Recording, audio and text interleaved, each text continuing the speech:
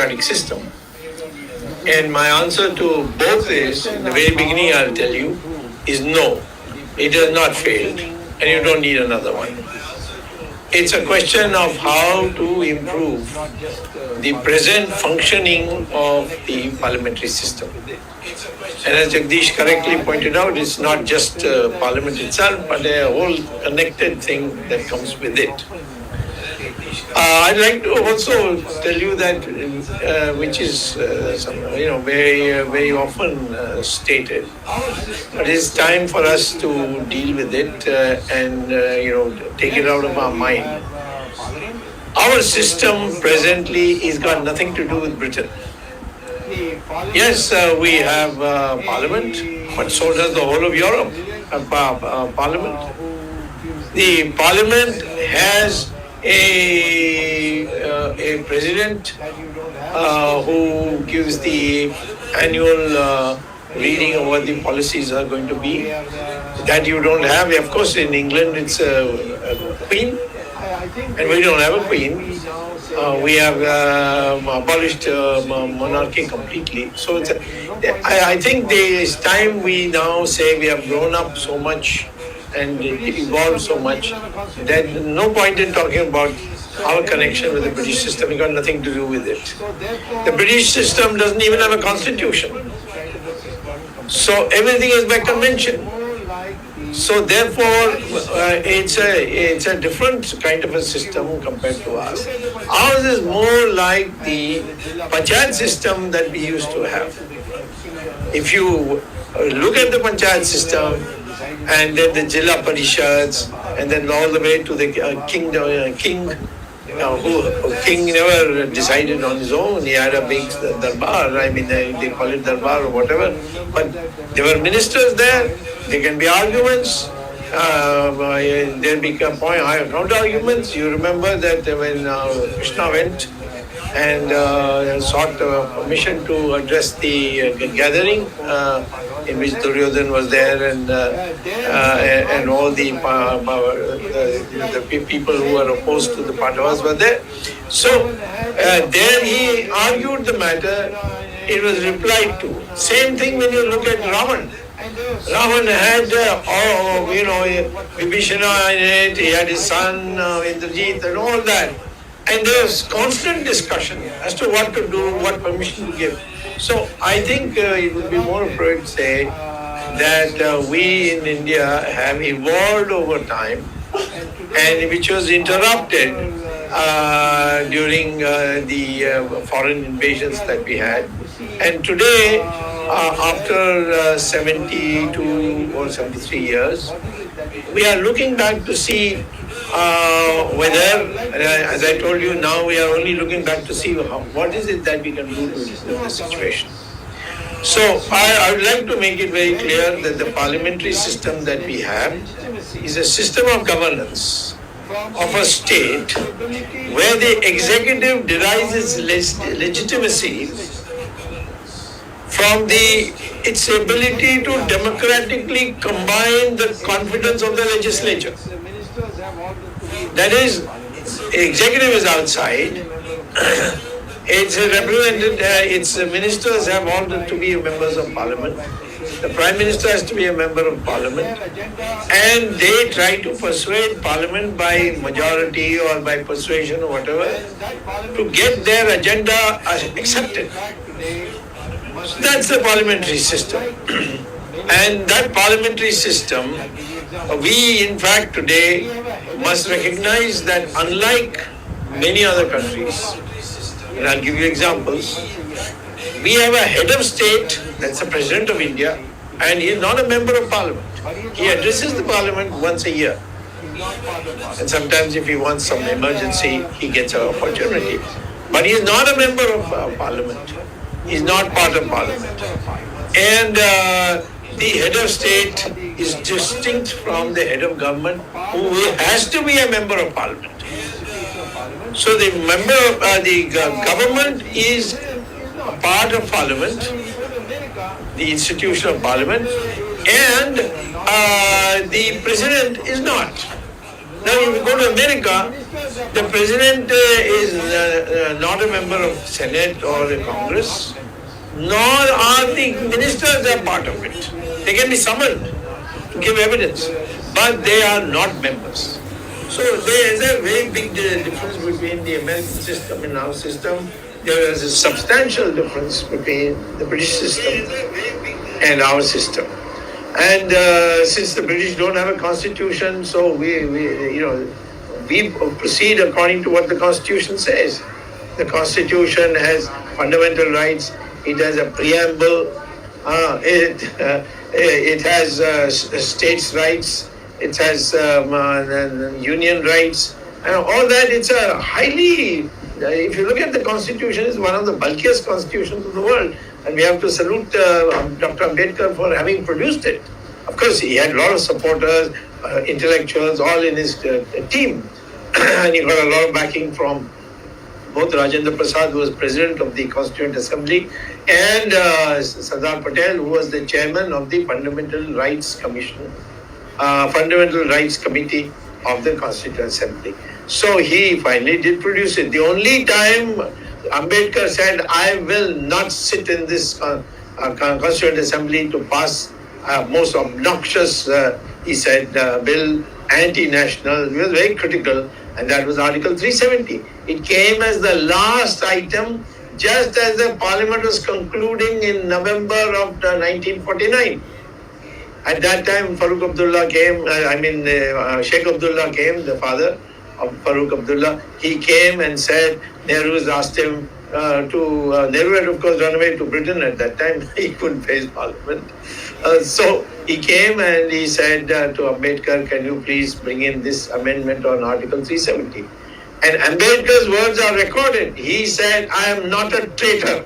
I will never agree to this kind of an article being inserted. And what is the article?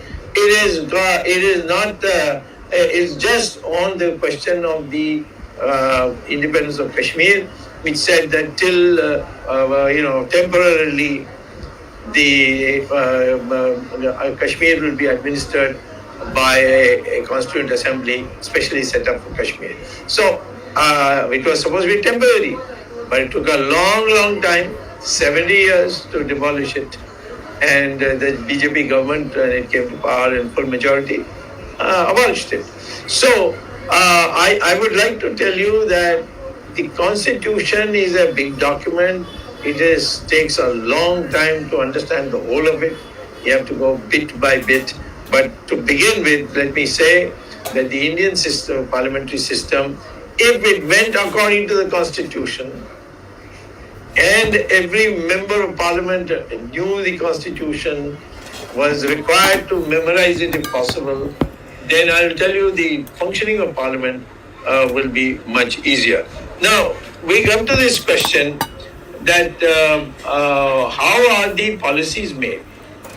Now, in parliament, unlike states, which there are variation. In parliament, there are two houses. House number one is Lok Sabha. All directly elected MPs go to Lok Sabha.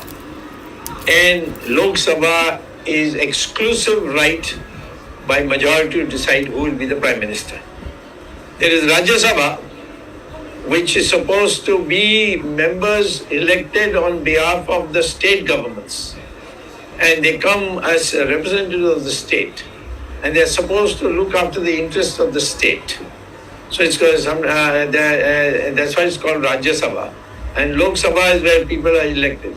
Lok Sabha size presently is about 544. And the Rajya Sabha is about 270. So the any bill that has to be passed by a Lok Sabha and Rajya Sabha. You can take it to Rajya Sabha first, then go to Lok Sabha, or you can take it to Lok Sabha first and make it, but that doesn't make a difference. Now, this is where all the problems arise. Because when a bill comes, most of the members don't know what it's all about. Many of them are technical bills, and so somebody has to educate them. So over the years, we have now devised something called standing committees, where every ministry of the government has a standing committee. So when a bill comes in, it goes to the standing committee dealing with that subject. And there they hold hearings, and not all MPs are members of every steering committee. You have to select, you have to give in writing that I want to be part of this steering committee. So therefore, you are in the steering committee. Usually it's about 25 people. And for each ministry, there is a standing committee. And so when the budget comes, the budget is separated into little pieces and given to each of these committees. And then the committees call the experts and ask them, and they give their opinion. And finally, the secretariat of the standing committee then decides to prepare a report and send it back to Parliament. Only after that, Parliament can pass all this. So there's a new safeguard. Now, there is also an additional body which is older, but it's still functioning. It's called Consultative Committee. There, the minister presides over. In the case of standing committee, members elected from the two houses, they become the chairman. Most of the time, it is by consensus, so there's hardly any elections taking place. But the members become, and a great effort is made to see that opposition also gets a due share in proportion to their strength and so on. So these committees, actually, technically speaking, are extremely good. They've been copied from the American system, which is entirely run by committees which do all the work. Then finally it goes before the Congress, and then Congress is it's called House of Representatives in technical terms. It's like it's not like Lok Sabha. Lok Sabha is actually more powerful and more bigger, but Congress, the House of Congress, as it's called, that in the United States, they come from a smaller constituency, but it's much larger. They have 700 people in the House of Congress in the United States, whereas we have only 500 in a much bigger population. So the Americans, then through the committees, they do everything. Then it goes to the Senate and then gets cleared. And then the president puts a signature to make it a law. So it's not like that here. Nothing goes to the President of India unless it's required by the special circumstances of the order. So when you're talking about the functioning, are we having a system where all these things that Parliament needs to consider is brought to committees, and the committees sit and decide? Unfortunately, it doesn't have that today, that value. And so most parliaments put sign there and come back. And then the secretariat of the standing committees, they prepare the report, goes to Parliament, nobody reads it. Then another thing that we have, which is very restrictive, but we have to find an alternative, because without it also we are in trouble, and that is called a whip. The whip says the party can order its members of Parliament or members who are elected by the party to vote as their leadership tells them. There is no room for going against it, because the Rajiv Gandhi period, we brought in an anti-defection law, where if you violate a whip, your membership can be cancelled. So today, that is a lot of debate in our parliament, amongst the parliamentarians, whether we should have a whip for everything in this. Over the years, it's become more and more and more, and the independence to argue and put across gets smaller and smaller. So I think Parliament is getting suffocated because people won't pass it through. And the other thing is this walkout, you see. Walkout makes it very easy for the ruling party to pass what they want. And there's no discussion. And so there is a deterioration in the parliamentary system, and somebody has to address it. But unfortunately, over the years, it's just become a routine and kind of a bother. And prime ministers also want to do it as quickly as possible. The number of sittings has also started going down. So Parliament has deteriorated. There's no question about it. It's not the Parliament of, I would say, the heydays of Parliament, which I've been, 6 times to Parliament, starting from 1974.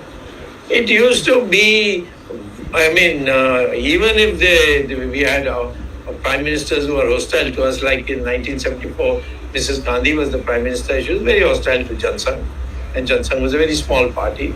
But we got our full share to speak, and we said what we wanted to say.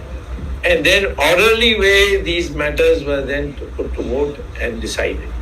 That process has gone. Now it's all voice vote, because most of the time the opposition is walking out. So what is the need for taking an actual vote? So your voice vote and get it passed. So I think the value, the responsibilities of Parliament are being whittled down. And we are reaching a stage where Parliament might just become totally just a rubber stamp. And that's a very dangerous thing. And I think that is what we need to address. And that can only come when the parties decide to treat their members as an individual who has ideas and who wants to express them. In the end, whether of course there's a whip, so he may continue to vote. For instance, I had to vote for GST, but I on the floor was a single person who opposed it. Only one person. Everybody else fell in line. And today nobody wants to own up the GST. No, I didn't have anything to do with it. GST is the most ridiculous thing that happened, and I'm surprised that Narendra Modi got it through. When as Chief Minister, he wrote a letter to Manmohan Singh that I will never allow this to be implemented in Gujarat. But when he came to Parliament, I don't know what happened. He actually, literally pushed it through. But it is not something dictatorial, because the entire House voted for GST. Congress voted, every opposition party voted. The only man who threatened to vote but could not because of the whip was myself. So therefore, that kind of situation has started coming, where bills are getting passed in rapid succession without sometimes even discussion. You take it to the evening of the day, and by the time which everybody has gone, and then you get it through. So I think the quality of parliament proceedings has gone down. And Parliament's responsibility outside the Parliament also, committee meetings, traveling around the country and doing on-the-spot checks, all these have gone down in a very substantial way. So Parliament has now just become how do you select the Prime Minister? That's all. After that, anything and everything the Prime Minister says goes. So this is a erosion of Parliament which we can't allow. But we do need Parliament. Country needs a Parliament. Country wants a Parliament. Now you see, in the emergency, Mrs. Gandhi dismissed suspended all fundamental rights and all that. What did the world say? Because I know I was used to, because I went abroad to campaign, so I know what newspapers were saying. They're saying this is a poor country. What the poor people can understand, what fundamental rights and all that. And so Parliament is not there, democracy is not there in India. It's also going like the other third world countries. This is what they said. And when the vote took place, when the Mrs. Gandhi declared elections, I was still in America on my second round there. And I decided to leave. So all my Harvard professors told me, why are you leaving? You're bound to lose. How can poor people decide? They have been given, trains are running on time, officers are coming to office on time, all this propaganda. And so therefore, there's no question that they will vote against Mrs. Gandhi. And it's only the educated people who are going to vote. But when the results came out, even the Americans, friends of mine, were shocked. The South, which is more educated, the four states of South India, Andhra, Tamil Nadu, Kerala, and Karnataka. These four overwhelmingly voted for Mrs. Gandhi, which meant they voted for the emergency. And who voted against it? The poor North Indians. UP, Bihar, Madhya Pradesh, Rajasthan, wiped out. In fact, defeated Mrs. Gandhi also. In our personal constituency, Sanjay Gandhi also defeated. So look at this democratic spirit. Please understand. We are not doing a favor to the country by bringing, this is what the people want. And that's our tradition. You go back in history, you will find everything was done by holding meetings, consultations, consensus. It's a democratic tradition we have had over the years. So let's not say the British taught us this or British gave us this. Of course, the Westerners are going to brainwash you with that. But our tradition, why it has lasted so long, where neighboring countries are all falling one by one, is because the fact that we have this tradition of our country, that democracy is an essential part. Now, I'll make 2-3 more points and then we'll take the thing. We must understand that what is spoiling our system, in addition to this fact that people are not, people are elected as MPs not because they know the constitution. Most of the MPs I know, they come to me, constitution mein kahan likha hai, please dikha dijiye, that sort of thing. But I do feel that we brought in the anti-defection law, and so this crossing parties across the across the aisle, that is gone. But there is a more sinister way in which people are now are sort of undermining the sanctity of Parliament.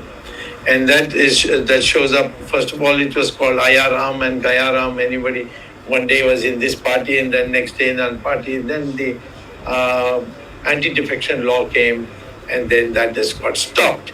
But we do find absenteeism and so many other things which show that there are other ways in which people are avoiding to vote because somebody has promised them something or induced them to do it. This is something that has to be done very, very strictly. There are people who are misusing the powers of and the privileges of the MP around outside Parliament for benefits. Those have to be checked. And so, and then you see, when the election gets expensive and the parties refuse to stop, giving the money for fighting elections, and say, no, you not only have to get your own money, but you have to give party also something, otherwise no ticket. That's a new culture. So there you will find that your voting is also based on vested interests coming and saying, vote like this, vote like this. And that has caused a lot of damage to our democratic system. And so we have to now, today, in the time I have, I can't give you solutions and so on. Maybe we'll have another stay. But today I'll say one, I'm very proud of our Indian people that they have demonstrated whenever necessary that they want democracy. They love democracy. Nobody can say, nobody can think, nobody should make the same mistake Mrs. Gandhi made, that the public only cares for water in the tap or some fertilizer available cheaply. None of that. There is a value system which says we must have democracy. And that has been the tradition through Panchayat Raj and so many other things. But this question of democracy is deep in our system. But we now must say nurture it, we must make it more pure, cleaner, and punish those who go against the democratic system. That is, in my opinion, the most important thing.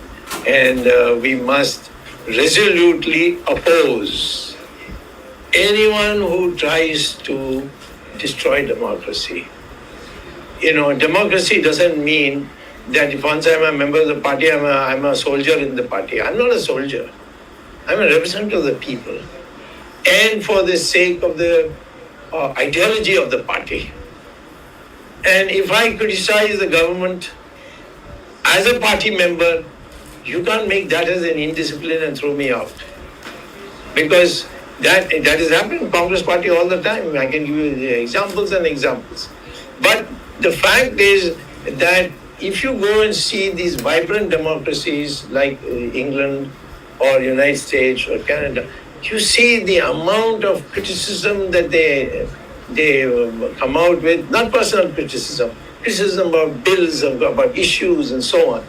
And that is all accepted. But in the end, if you have to vote for the interest of the party, you can vote. And even in India, you don't have to worry about that because we have this anti-defection law which will force you to vote for the party. But at least people in the party should be encouraged to get up and speak. They build their personalities that way. I mean, I've been doing it, so I've been benefiting it. But the fact is that most of the people, they are tell me privately, नहीं अगले बार हमारा ticket काट देंगे और यहाँ मुझे minister नहीं बनाएंगे. Yeah, you know, there are lots of ways in which people are being controlled. This mentality has to be fought, and especially fought if the leadership of any party becomes dictatorial.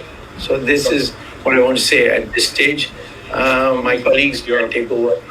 Dr. Swamy, a brief, can you put this in even for the benefit of our viewers in Hindi? We've been asking a lot of this. See if you can put this in about 5-10 minutes in Hindi, please. That they can also Hindi? Or what you've just said. Arvind is going to do it or I'm going to do it? No, you can do it, Dr. Swamy. If it is okay. If you, otherwise, we can just jump to questions and Arvind can do it in the end. No, I agree. No, I'll make it. मैंने ये कहा कि लोकतंत्र हमारे ऐतिहासिक परंपरा है. ये अंग्रेजों ने दिया. ये जो प्रचार चली अंग्रेजों के जब छोड़कर गए तो कहा कि हाँ तुम्हारे लिए हमने डेमोक्रेसी तुम्हें सिखा कर गए. ये बिल्कुल गलत है. आप देख लीजिए महाभारत, आप देख लीजिए रामायण, कितनी बहस हुई. रावण को मारना है नहीं मारना है, विभीषण को स्वागत करना है नहीं करना, सब में डिस्कशन हुई थी. रामचंद्र जी और उनके भाई जो थे वो विरोध कर रहे थे. लक्ष्मण, बहस हुई. कृष्ण भगवान थे, पर वो गए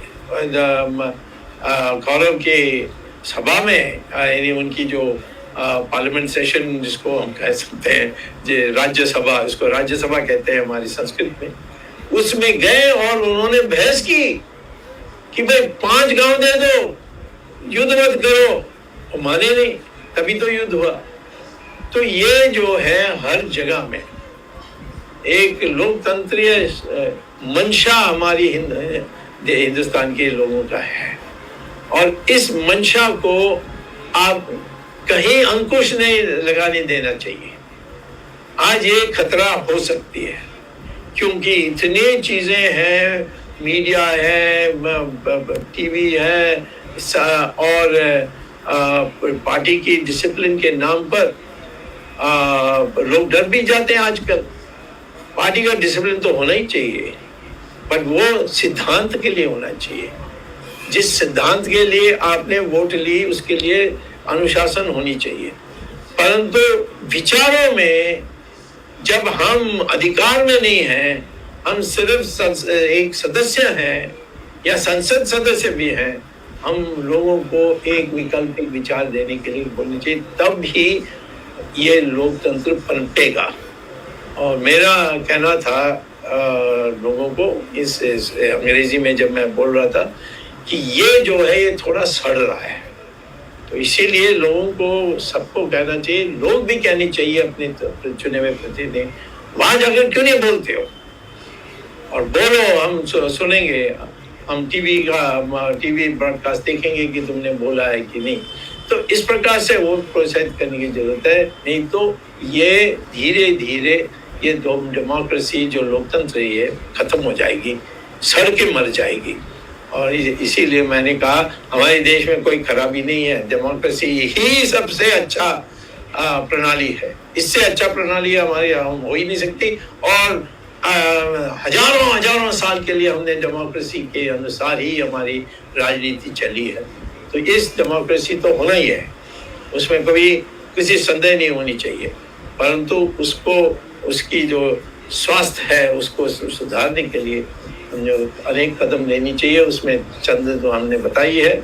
आगे भी जब मौका मिलेंगे तो और भी विस्तार देंगे, कहीं लिखित में कभी बांट कर आप सब मेंबर्स को भेजेंगे, ऐसा कुछ करेंगे। बट ये हमारे लिए बहुत आज आवश्यक है, क्योंकि इंदिरा गांधी ने दिखाया कितना जल्दी डेमोक्रेसी को यानी कि डेमोक्रेसी को ख़त्म किया जा सकता है। अच्छा हुआ कि लोगों ने विद्रोह किया, इंदिरा गांधी ने गलती करके चुनाव कराया, उसमें पिट गई, नहीं तो क्या होता हमारे देश का। तो आज भी मैं कहता हूँ कि सबको चेतावनी देना चाहिए नेताओं को, हमारी बोलने के अधिकार पर अंकुश मत लगाइए। आप गलत करेंगे तो हम कहेंगे गलत हो रहा है। हम यानी चाइना हमारे देश में आकर हमारी जमीन की हड़प कर लिया तो हम खूब बोलेंगे, ये राष्ट्रवाद नहीं है कि हमारे देश की बुराई नहीं करनी चाहिए, ये सच है, इसको बोलना चाहिए। तो ऐसे वातावरण पैदा करने के लिए ही मैंने आग्रह किया था, और आगे और मौका मिलेगा आपको जानकारी देने के लिए। Sir, Dr. Swamy, I fully agree with you on the first answer to the topic of this debate. You said our parliamentary system has not failed us and we don't need alternative. I fully agree with you. But the problem is the narration, what you said, is basically the quality of the parliamentary system, the way we are following, is deteriorating over a period of time, and what should be done. I have observed four things which should be amended. First of all, I see the quality of the parliamentarians themselves. We call about criminalization, and people are getting tickets from the political parties who are having money with the criminal background, the Bahubalis, the toughies, and they get into parliament, and that is the reason why they don't show any seriousness in the debate, because it is not their purpose, number one. So this should be done, and the discipline can be maintained about the members of the parliament. The quality of the parliamentarians can be only checked by the political parties. That is number one. Second is, we have a very good system about questions and answers. Both in Lok Sabha and Rajya Sabha, we have questions from the parliamentarians, both oral questions and written questions. But what is happening over a period of time, I have been observing that in the national interest, these questions are not answered. For example, Dr. Swamy, you had asked this question on China several times. And the Rajya Sabha Secretariat, or the body which decides to select the questions, they did not take your question to the minister, and they said in the national interest this information cannot be given. So this pattern is increasing over a period of time, and large number of members of parliament who want to ask serious questions, they are denied answers because of the excuse they take in the national interest. Third thing which I observe, we have a speaker in the Lok Sabha and we have a chairman of the Rajya Sabha, who is the vice president of the country. Over a period of time, both the speaker and the chairman Rajya Sabha have been acting dictatorially. I don't know whether it is a breach of privilege by my saying this. I'm not a member of parliament, I'm not saying it in parliament, but this has been observed over a period of time. Maybe Lok Sabha, there is a majority system, Rajya Sabha, there is a majority, and any party which has a majority can bulldoze any resolution, any bill But the way it has been done over a period of time, especially I've observed very recently, 3 farmers bill which were passed in Lok Sabha with a majority 303 members of parliament of BJP and then some more from the NDA. But the way it was done in Rajya Sabha, I was witnessing live on the television, and the way the deputy chairman of the Rajya Sabha, Harbans, was presiding over it, but the way it was done, it was very bad in taste.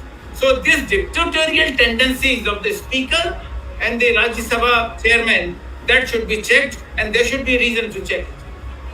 And last but not the least, you mentioned about the disruptions of the opposition parties. Disruptions leading to adjournments, loss of time, wastage of expenditure. Every party has been doing it. I've been observing for more than 25 years. I remember when H.D. Devegowda was Prime Minister in 1997. I was in the Rajya Sabha press gallery at that time. Those days I used to cover for a newspaper. And I saw that there was a special session held to celebrate 50 years of independence. And in that 50 years special session, every political party, every parliament member, Rajya Sabha and Lok Sabha agreed. And a resolution was passed, a special resolution was passed, that nothing will be done to disrupt the proceeding of the Lok Sabha or Rajya Sabha, and every party had agreed to it. Rupees 2.5 lakhs per minute is the expenditure of Lok Sabha and Rajya Sabha. In one session alone, if there is a disruption, 150 crores go down the line, the waste. So maybe about in a year, 400 to 500 crores rupees go waste because of disruption. Congress is also guilty out, BJP is also guilty, because when BJP was in opposition, BJP was doing the same thing. When Congress is in opposition, Congress is doing the same thing. Not only that, you have seen unruly scenes, both in Lok Sabha and Rajya Sabha on several occasions. So this must be checked. Somehow the parliamentarians must be disciplined. So these 4 are the basically, I will say, the ills of the parliamentary system currently we have. And this system which is rotting should be they should be arrested, and they should be improved in order to bring the glory of the parliamentary system. Right. Dr. Swamy, my question to you on behalf of the viewers is, although the present parliamentary system which we have enacted from 1950 is in a new form, historically we may have had the democratic spirit in mind, but this system is since 1950. How has democracies in other countries evolved over a period of time? For example, were they not teething trouble in America or in Britain, or many of the drawbacks which we have? Because sometime I heard you saying that till 1930, the booths, or 1930-35, you may correct me, even the booths, the lanes leading to the booth where voting had to be done in America were lined by liquor dens. Yeah. So how has it evolved over a period of time in some of these newer democracies, in a sense, Britain and UK, Britain and USA, for the benefit of our viewers? Because we are an evolving nation in the present term. I'm not saying in a large old civilization, but in the present form. So could you tell for the benefit of our viewers? No, see, what happened is that after 1930, and what happened, of course, the war came, World War came in between. But by 1950, a national consensus emerged. Going to politics and cleaning it up is a nationalistic, sentiment. And so people from very high walks of life, I'm not talking about business, I'm talking about, say Paul Douglas. He was a great economist. He's got even a Cobb Douglas function to his credit in economics. He left his professorship and came. Adlai Stevenson, lawyers. That trend is not happening in India, except here and there. But they also, when they come, they become chamchas, you see. They are afraid to take on the leadership. And you also need the public to be appreciative of people who take up your cause and perhaps earn the wrath of the leadership. So it's a complicated thing. You see, it's called a democratic temperament, and that has to be instilled. I do believe that India has demonstrated that it is capable when a crisis comes. It's happened in the emergency, as I gave you an example. But I think in our country also, in the last few years, there has been a growing feeling that the nation people should speak up. It's not getting translated, but I can see my own sins because I've always been like this. I never bothered whether the leadership cares or not. I've only spoken on issues. I've spoken on the ideology. If you violate the ideology, I speak up on it. And there is a lot of appreciation from the public, which sections I never got in the past appreciation, especially when I was in those days talking about the atom bomb and not taking foreign aid and so on. People thought this is all esoteric. But this whole idea of speaking up on common man's issues, even if for instance, take the farmers' agitation. I was the only one who spoke up, saying there's an alternative way of doing it. This is the alternative way. Where, I had suggested that those states which don't want to implement it, don't implement it. Let the BJP states implement and show what a wonderful reform it is. But the Prime Minister didn't agree and ultimately gave up the whole thing.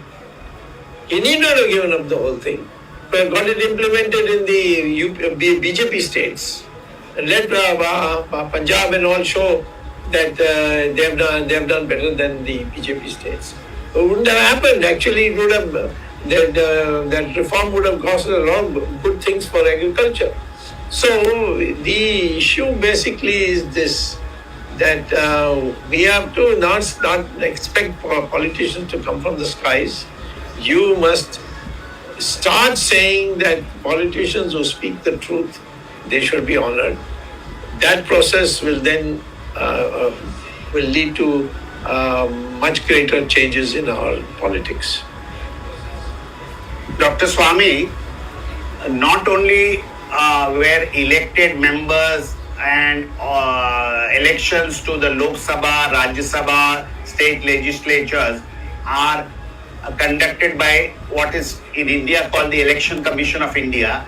I understand in foreign countries, the primaries to various political parties are more or less controlled by some organs like the Election Commission, which is equivalent to an election commission. Will that democratic feature of a political party also not influence the democratic temperament of the people? So could you tell us something about that for our viewers? Yeah, supposing you no more have a situation where the party leaders decide who will be the candidate. Anybody and everybody can make application to become candidate, and within the party, the primaries, as you called it just now, within the party there is a contest between party workers' votes. So the party worker comes and votes, I want this candidate. And sometimes it happens that the leadership loses that. And so that is the way to bring in more democratization, where before selecting the party candidate, you allow the party workers through secret ballot to decide who should be the candidate of the party. And that is now going on, you see, because Trump is giving a lot of problems to the Republican Party. So the Republican Party is saying, okay, you put up candidate, we put up candidate, and we'll see what happens. So that process is very good if we can organize it. And it should be organized, in my opinion, definitely, because we have people who want to be candidates. And we must make sure that they get a chance to influence the party to give them the ticket.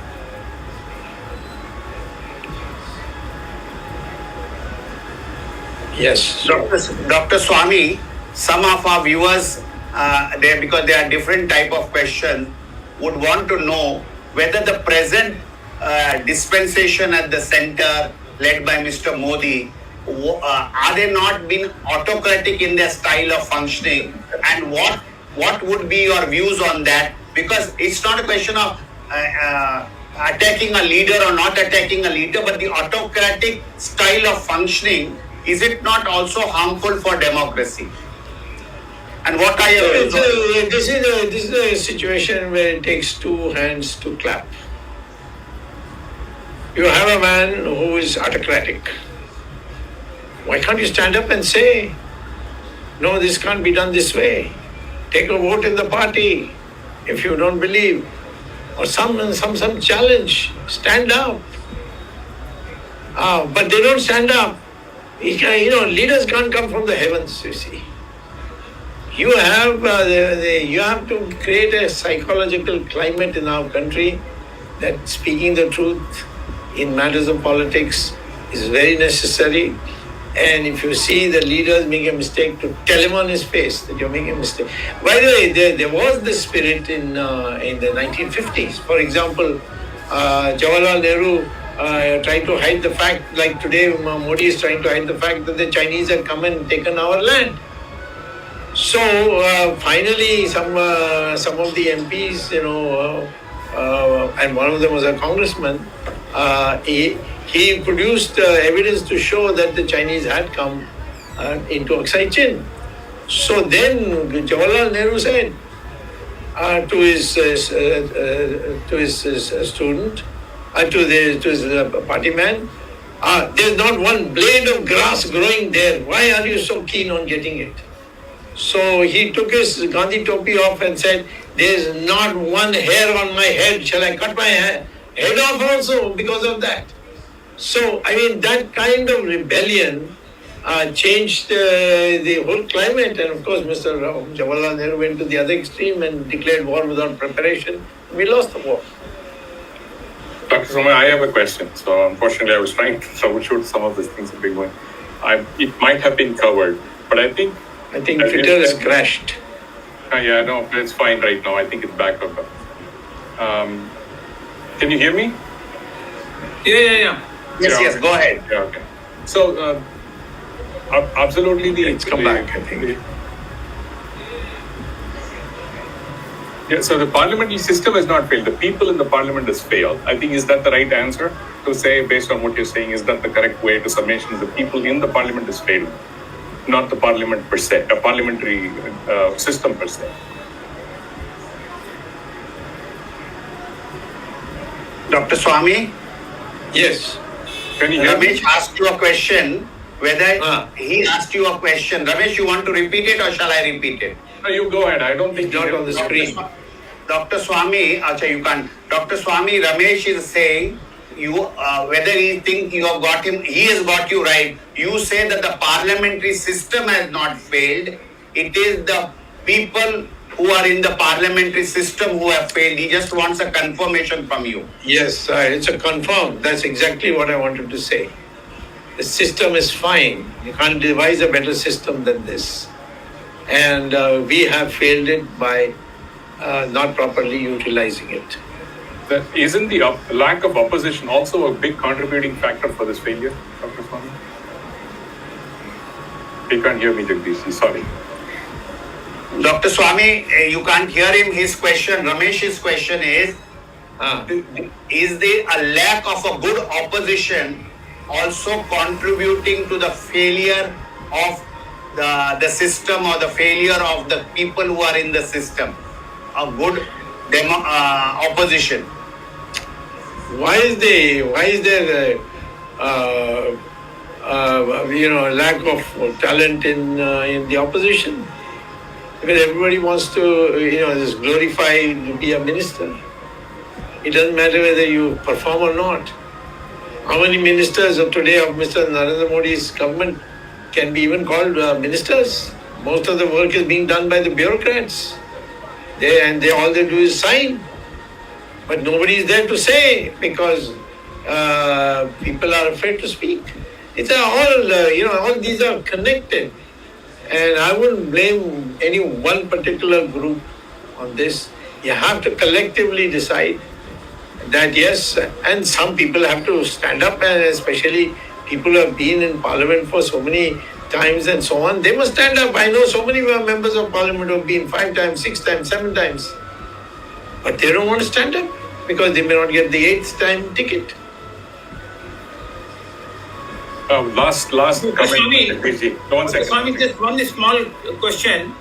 Yes. What you say about the quality of the people and what Ramesh says about the quality of the people in parliament, the same thing is happening in the state governments also. Yeah, much worse. In Uttar Pradesh, one minister has very recently, last week, alleged that he is not even given information about the cabinet meetings. Only the secretary in the department, the principal secretary or the secretary of the department takes the decision. Minister is not even informed. And what is happening is the same thing happening in the center.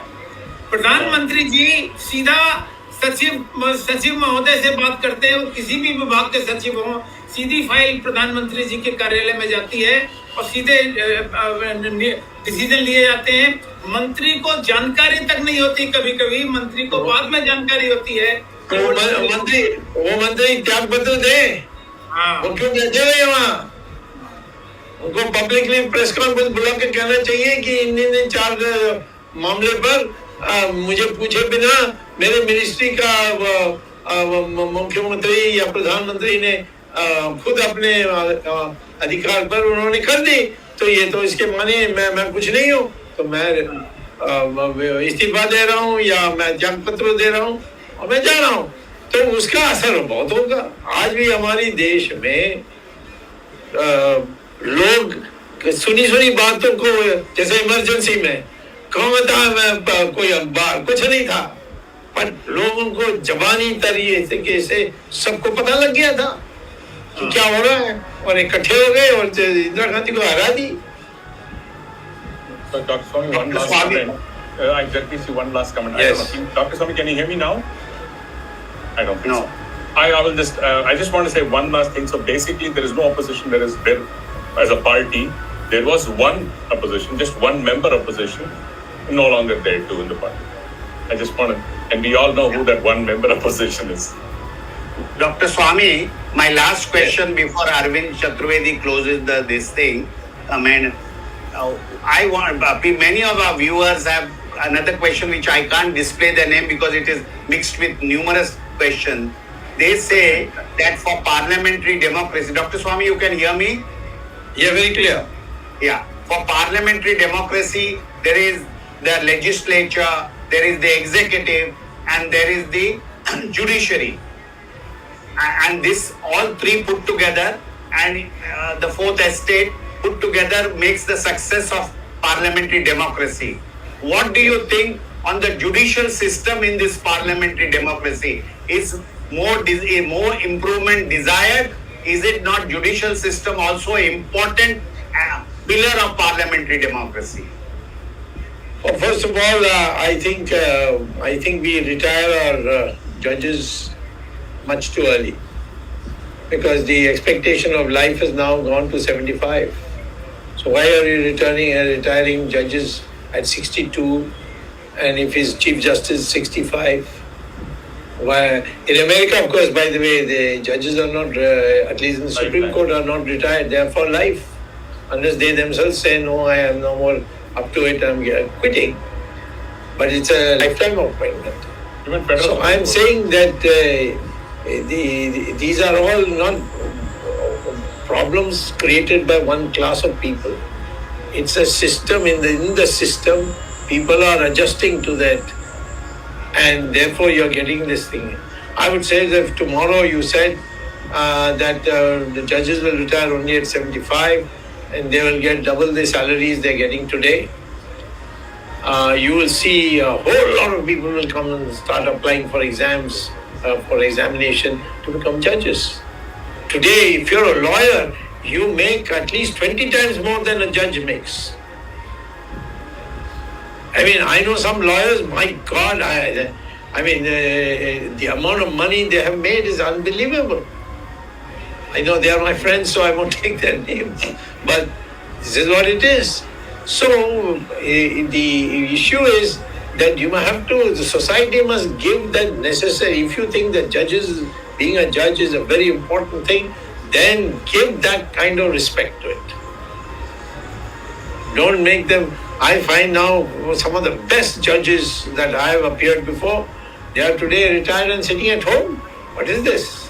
It's a total waste of talent. And Dr. Swamy, even the media has failed us. And since media is supposed to be bringing these out, but they have completely failed too, because to hold accountability. I don't think Dr. Swamy, I don't know whether you have heard him, Ramesh speaking. The media says, media which is supposed to be the fourth estate, has it also not failed in a parliamentary democracy?